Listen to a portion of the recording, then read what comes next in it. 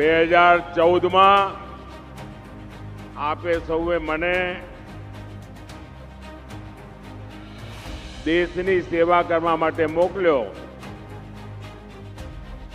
અને તમે જે મને શિક્ષણ આપ્યું, તમે મને જે ઘડતર કર્યું, સરદાર સાહેબની આ ભૂમિમાંથી હું જે શીખ્યો, એ બધું આજે મને દેશની સેવા કરતી વખતે લેખે લાગે છે, કામે આવે છે. સાથીઓ, આપણે જ્યારે ગુજરાતમાં કામ કરતા હતા ત્યારે આપણો ગુજરાતનો એક મંત્ર હતો કે ભારતના વિકાસ માટે ગુજરાતનો વિકાસ.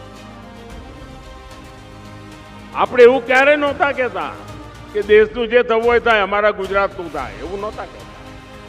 આપણે હંમેશા કહેતા હતા ભારતના વિકાસ માટે ગુજરાતનો વિકાસ. અને હવે જ્યારે આપે મને દેશનું કામ સોંપ્યું છે ત્યારે મારું એક જ સપનું છે કે 2047માં જ્યારે ભારતની આઝાદીના 100 વર્ષ થાય ત્યારે આપણું હિન્દુસ્તાન વિકસિત ભારત હોવું જોઈએ